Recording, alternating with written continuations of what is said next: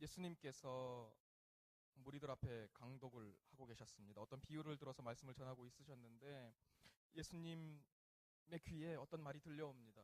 예수님, 가족들이 예수님의 엄마하고 형제들이 와가지고 지금 밖에서 기다리고 있어요. 무리들이 너무 많아서 여기까지 오고 있지 못하고 있어요. 전해주는 겁니다. 그 말은 무슨 말일까? 어머니가 오셨으니 얼른 일어나서 빨리 나가봐서 인사라도 하고 영접해야 되지 않겠어요? 이러거겠죠. 그런데 예수님은 그렇게 하지 않으시고 그들에게 눈길조차 주지 않고 말씀하십니다. 내 가족은 말이지 저기에 있는 저 엄마, 물론 이건 예수님이 하신 말씀은 아니지만 엄마랑 내 형제들이 아니라 바로 이 자리에 하나님의 말씀을 듣고 행하는 바로 이 제자들이 나의 가족들이란다. 여러분은 이 말씀을 들으며 어떤 생각을 하십니까? 먼저 이런 생각을 하는 부류가 있을 것 같습니다. 예수님이 마치 가족을 부인하시는 것과 같은, 자기의 육신을 부인하는 것 같은 그런 생각을 하는 분도 계실 것입니다. 형제들이라면 몰라도 이 신령한 마리아, 예수님의 어머니를 이렇게 부인한다는 것은 좀 반인륜적이고 폐륜적인 것이 아닌가. 정말 처녀의 몸으로 잉태하고 그 고생을 하며 키워주고 또 넉넉하지도 않은 살림인데 예수님을 이렇게 건강하고 바르게 자라게 했는데 이제 좀 컸다고 혹시 엄마가 부끄러운 건가? 마중 나오기는커녕 자기 가족이 내가 아니라 바로 이 자리에 그 자기의 말을 듣고 있는 자기 제자들이라고 말하다니 예수님 왜 이렇게 반인륜적이고 폐륜적인 말씀을 하셨을까요? 예수님은 왜 이런 말씀을 하셨을까? 여러분은 알고 계십니까? 혹시 하나님의 말씀을 위해서라면 우리도 가족을 버려야만 한다고, 하나님의 말씀을 향한 열정은 가족을 버리는 데까지 이르러야 한다고 하나님은 말씀해 보시는 걸까요? 여러분들도 혹시 그런 생각을 하신 적이 있으십니까? 그것도 어쩌면 진리의 한 부분인지 모르겠습니다. 저는 정말로 한때 그런 생각을 한 적이 있었습니다. 가족이란 게 원래 사랑의 원천이고 또 우리가 남을 사랑할 수 있는 근원이기도 하지만 한편으로는 정말로 그 가족 안에서 미움과 증오가 싹트고 자라나기도 합니다. 바로 그것이 가정이고 가족일 때가 있습니다. 때로는 그 사랑과 너무 사랑해야 되는 그런 애틋한 마음과 그리고 너무나 사랑할 수 없는 그 감정이 너무 실타래같이 너무너무 엉켜 있어서 도저히 풀 수 없어서 그냥 버려버리고 싶은 때도 있습니다. 가족은 사랑해야 되고 또 행복해야 된다는 의무와 또 당위에 갇혀 있으면서도 현실에서는 전혀 거기에 도달할 수 없는 어떤 어려움이 있는 경우가 있다는 것을 여기에 있는 대부분은 다 잘 알고 계실 것입니다. 가족 안에서 정말로 무조건적인 사랑과 그리고 지지를 경험해보지 않고 오히려 사랑에 대한 요구와 또 조종의 욕구가 충만할 때, 강할 때는 대개 그 가정은 비극으로 치닫게 됩니다. 오히려 원수가 되는 것입니다. 저는 예수님을 믿고 하나님만을 예배하겠다는 열정에 사로잡혀 제삿날 절을 하지 않겠습니다라고 거부했던 기억이 생생합니다. 저는 큰아들입니다. 저희 아버님도 큰아들이십니다. 저희 할아버님도 큰아들이십니다. 어느 날 예수님을 믿게 되고 제삿날이었습니다. 느닷없이 저는 이제 예수님 믿으니 절을 하지 않겠습니다 라고 했습니다. 어떻게 됐겠습니까? 완전 난리가 났습니다. 둘러앉은 어른들은 갑자기 심각해지면서 막 이런저런 분석과 평가를 막 하시기 시작하십니다. 이놈이 어디 이상한 교회 다니는 거 아닌가? 분명해. 아니 내가 믿는 예수 믿는 사람들은 어디 성당에 다니는 사람들은 다 절하는데 이놈은 왜 이러는 거지? 또 이런 분도 계셨습니다. 이놈이 고시촌에 있더니 머리가 좀 이상해졌구나. 그런 분석까지 등장했습니다. 사실 제가 고시 공부를 하지 않으면서도 고시촌에 계속 있었던 이유는 하나님을 너무나 알고 싶은 이유 그것 하나 때문이었습니다. 3년 정도만 영원히 함께 하실 하나님을 좀 안다면 그것이 아깝지 않겠다라는 것이 체류의 이유였는데 저의 그런 결단과 헌신은 우리 믿지 않는 가족들이 도저히 이해할 수 없는 그런 것이었겠지요. 아버지는 그 말을 듣는 순간 갑자기 험악한 인상으로 바뀌시면서 담배를 피워물고 밖으로 나가셨습니다. 그때 날리신 한마디 말씀이 저는 귓가에 생생하고 지금도 잊어버릴 수 없습니다. 다 필요 없어. 나가버리라. 필요 없다고. 제가 그 말을 듣고 무슨 생각을 했을까요? 한편으로 저는 이제 해방이구나. 이런 생각도 했었습니다. 둘째 당숙이 오셔가지고는 저한테 과거에 있었던 이야기를 슬슬 해주시는데 거의 협박성이었습니다. 과거에 큰 당숙이 제사를 거부하셔서 말이지 절 안 하겠다 그래서 내가 부엌에 가서 식칼을 들고 와서 찔러 죽이려고 했어. 곰곰이 생각했습니다. 그럼 당숙이 지금 나를 찔러 죽이시겠다는 말씀이신가? 물론 지금 제가 이런 얘기를 드리는 것은 제가 옳고 또 여러분들도 그렇게 해야 된다라고 말하고 싶은 것은 절대로 아니라는 것을 반드시 기억해 주시기 바랍니다. 저는 단지 열정을 가지고 있었습니다. 하나님을 향한 열정을 가지고 있었습니다. 하나님을 위해서라면 무슨 짓이든지 할 수 있고 가정마저도 버릴 수 있다고 생각했습니다. 그리고 또 마태복음 10장에는 분명히 이렇게 나오지 않습니까? 아버지나 어머니를 나보다 더 사랑하는 자는 내게 합당하지 아니하고 아들이나 딸을 나보다 더 사랑하는 자도 내게 합당하지 아니하다고 하나님은 분명히 말씀을 주고 계십니다. 하지만 동시에 제 마음속에는 그런 마음도 있었습니다. 이 불합리한 구습과 무지에 휩싸여 있는 그런 가족들을 인정하는 것도 제 안에서는 너무나 힘들었습니다.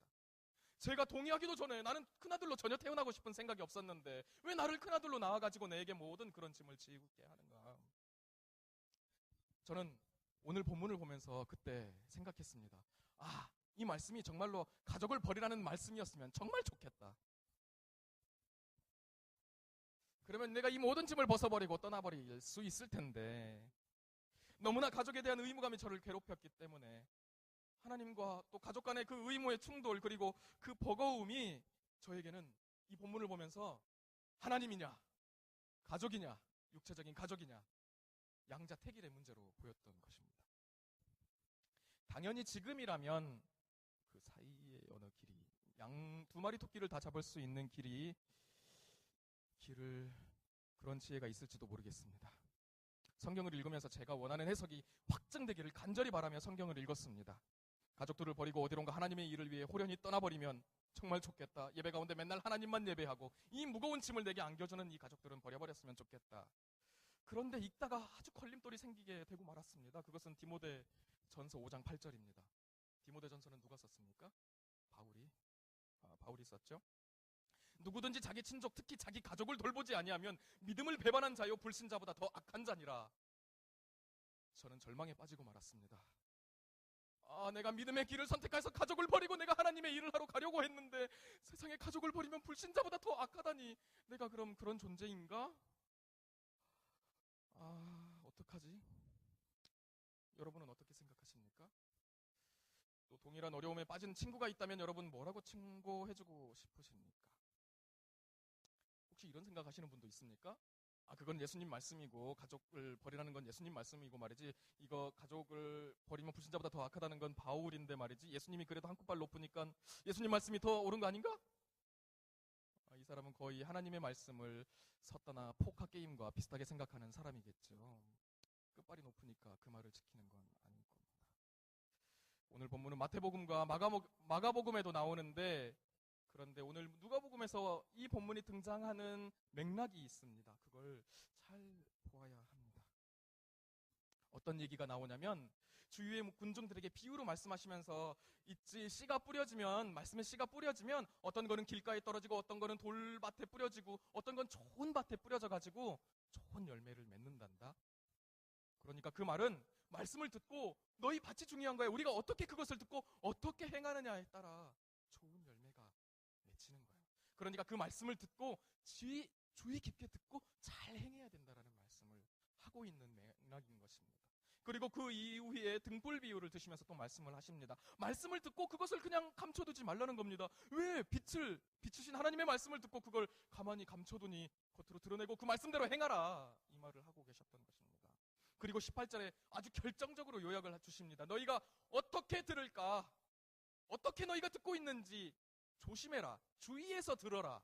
아주 이 말을 하나님의 말씀을 들으면 바로 행할 것처럼 하나님의 말씀을 그 자세로 들으라는 말씀을 하고 계시는 것입니다. 그리고 나서 그 말씀을 행하라는 절정의 말씀이 오늘 본문입니다.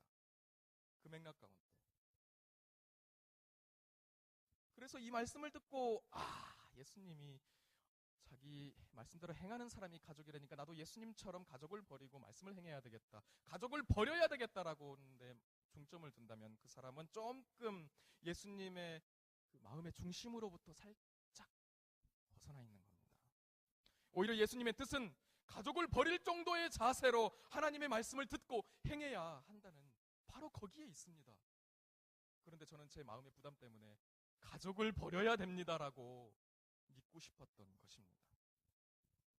분명히 하나님의 가족이 되고 하나님께 온전히 순종하는 길에는 어느 정도 가족을 배신하는 이라는 단어가 마음에 걸리는 사람이 있을지도 모르겠는데, 그 정도 그런 고통이 수반되는 어떤 결단과 고통이 약간 포함되어 있습니다. 혹시 거창고등학교 직업선택 10계명이라는 걸 들어보신 적이 있으십니까? 거기에 보면 월급이 적은 쪽을 택해라, 내가 원하는 곳이 아니라 나를 필요로 하는 곳을 택하라, 장래성이 전혀 없다고 생각하는 곳으로 가라. 9번째 이런 말이 있습니다. 부모나 아내나 약혼자가 결사 반대하는 곳이면 틀림없다. 의심치 말고 가라. 하나님께 순종한다는 것은 어느 정도는 분명히 가족들의 기대와 바램을 저버리는 측면이 있는 겁니다. 가족들이 십자가를 지겠다는데 누가 좋아하겠습니까? 바울이 예루살렘으로 가겠다고 하니까 사람들이 막 붙들잖아요. 정말 사랑한다면 당연히 그러는 거죠. 하지만 그럼에도 불구하고 하나님의 소명이면, 하나님이 주신 것이라면 사랑하는 가족들에게 고통을 안겨줄 수 있는 거죠. 저처럼 가족을 미워하고 부담스러워하면서 가는 게 아니라. 그래서 오늘 본문을 보면서 절대로 과장하거나 확대하는 것은 금지입니다. 오히려 나의 육체적인 가족들을 사랑하고 진정으로 안정성을 가지게 할 수 있는 온전한 길은 하나님의 가족이 되는 데 있습니다. 하나님의 온전한 가족이 되면 오히려 가족들을 더 사랑하게 된다는 말입니다. 하나님의 무조건적인 사랑을 이해하고 정말로 우리의 어떤 것과 상관없이 우리를 사랑하시는 그 하나님의 사랑을 이해하고 또 성부, 성자, 성령의 그 신비로운 존재와 연합과 그 교제를 이해한다면 우리는 가족들 간에도 정말로 사랑할 수 있게 되는 것입니다. 양자 택일의 문제가 아니고 확장의 문제였던 것입니다. 하나님에 대한 사랑 안에서 가족을 다시 사랑하는 것입니다. 제가 틀린 거죠. 제 바람이 해석이 되기를 바랬던 것입니다. 하나님께 기도함으로 서로 주께 가족들을 의탁하고 의존하려는 마음에서 벗어나서, 그리고 때로는 조종하려는 마음에서 벗어나서 우리는 건강하게 사랑하는 것이 가능하다는 것을 배우고 알아야만 합니다. 부모님들은 자식이 이렇게 성장해가지고 이제 자기도 부모님으로부터 어떤 받았던 규칙이나 이런 게 있을 겁니다. 그리고 또 내 자식들에게 너네는 이렇게 살아야 돼 라고 가르치는 게 분명히 있습니다. 어떤 방식으로든지 있습니다. 약간은 조종을 당합니다. 여러분들의 어떤 모든 것은 이제 사실 엄마 아빠 손에 거의 뭐 손 안에 손오공이나 마찬가지입니다. 그런데 그때 우리가 이제 하나님 앞에 서고 독립된 존재가 되어 가려고 그런 규칙들을 우리에게 불합리해 보여서 거절할 때 부모님들은 엄청난 충격을 받습니다. 마치 자기 자신을 거부하는 것과 같은 두려움을 느끼게 됩니다. 하지만 부모님들은 깨달아야 되겠죠. 그건 절대로 그분들에 대한 거부가 아니라는 것. 제가 제사 거부했다고 막 시칼이 어쩌고 저쩌고 막, 그리고 다 필요 없고 어쩌고 저쩌고 막, 또 내가 돌았다는 둥 말았다는 둥 얘기했지만 지금 더 잘 지내고 있습니다. 예수님 안에서. 어떻게 핏줄이 끊어지겠습니까? 말도 안 됩니다.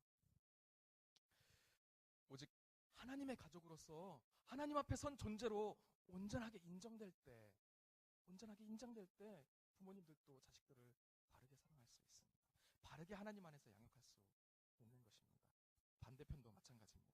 우리들은 부모님으로부터 무조건적인 사랑을 늘 기대만 하고, 우리 부모님은 이것을 안 해주고 이것을 내가 안 해줘가지고 막 나이가 30이 되고 40이 되도록 내 인생은 내 부모님이 망쳤어 라고 얘기하는데 머물러 있으면 안 됩니다.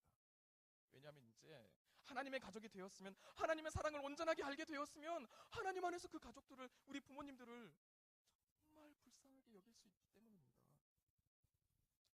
하나님 안에서 바라본다면, 하나님의 그 넓은 시야로 우리 부모님과 우리의 가족들을 바라본다면 부모님들도 하나님 앞에 치유받아야 되는 상처받은 영혼에 불과하고 또 주님 앞에 죄를 용서받아야 되는 죄인임을 깨닫게 될 것입니다. 예수님의 사랑으로 부모님도 인정하고 더 이상 그 부모님으로부터 의존하려고 하는 그런 연약한 마음에서 더 뛰어넘어서 이제는 오히려 부모님이 주시지 못한 것까지도 내가 그리스도 안에서 사랑할 수 있는 그런 존재가 됩니다.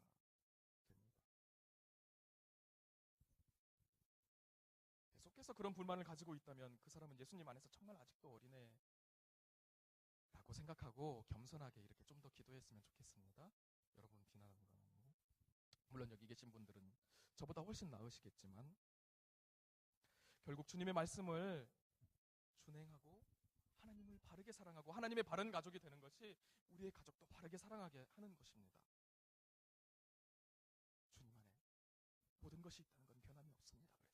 그래서 오늘 본문을 통해서 저와 같은 실수를 바라보면서 저는 과거를 떠올리며 과거의 저와 같은 실수를 절대 여러분은 범하지 않기를 바라는 마음으로 오늘 말씀을 전하고 있습니다. 하나님께서도 절대로 그것을 원치 않으실 것입니다. 우리는 주님의 사랑에 집중해야 됩니다. 주님이 버렸으니까 우리도 버려야 된다가 아니라, 여러분, 주님은 말씀 앞에 나오는 자를 위해 자기 가족마저도 버리는 마음으로 나아오셨던 것입니다. 예수님이 엄마를 사랑하지 않았다고요? 절대 그럴 수가 없습니다. 요한복음에 보면 여러분 기억나시죠? 예수님은 그 십자가의 고통 가운데 못에 박히고 찔리고 창에 찔리는 그 고통의 순간에도 자기 자신을 생각했을까요? 그렇지 않습니다. 사랑하는 요한을 앞에 두고 어머니에게 말합니다. 보소서, 아들입니다. 어머님, 저는 하나님의 가족을 위해 이렇게 하나님의 소명 때문에 이렇게 가지만 어머니 너무 사랑합니다. 제가 없어도 주님, 엄마, 아들과 저 대신 요한이 돌볼 겁니다. 엄마 너무 사랑합니다. 주님은 정말로 사랑하셨습니다. 그럼에도 불구하고 하나님을 향한, 하나님 아버지를 향한 그 사랑과 우리의 영혼을 향한 버릴 수 없는 그 사랑 때문에 주님은 버리고 그 길을 걸어가십니다. 우리는 그것을 알아야만 합니다. 여러분 아시겠습니까? 우리의 죄악된 마음과 연약한 마음을 정당할 게 아니라 본문을 보며 하나님의 사랑을, 예수님이 우리에게 주신 그 사랑을 기억하고 오늘 본문에서 주님이 우리에게 말씀하여 주시는 것처럼 하나님의 말씀 앞에 모든 것을 버릴 것 같은 자세로 하나님의 말씀을 경청하고 하나님의 그 고귀한 말씀, 주님이 십자가에 못 박혀 죽으심으로 우리에게 도달할 수 있었던 그 말씀을 고귀하게 여기고 그 빛을 숨겨두지 마십시오. 그것이 예수님의 그 사랑을 헛되지 않게 만드는 길 아니겠습니까? 여러분, 우리 이 시간 기도하며 주님 앞에 나아갑시다. 홀로 극심한 고통에 처할 때 주님이 무엇을 생각하셨길래 내려오지 않으시고 어머니가 홀로 되는 그 고통 가운데에서도 주님은 도대체 누구를 생각하였기에 그 자리에 그렇게 계셨겠습니까? 이 자리에 계신 바로 나 때문에 주님은 가족마저도, 그 사랑하는 가족마저도 내버리고 나오셨습니다. 우리 주님 앞에 기도하며 주님 감사, 주님 그 사랑을 내가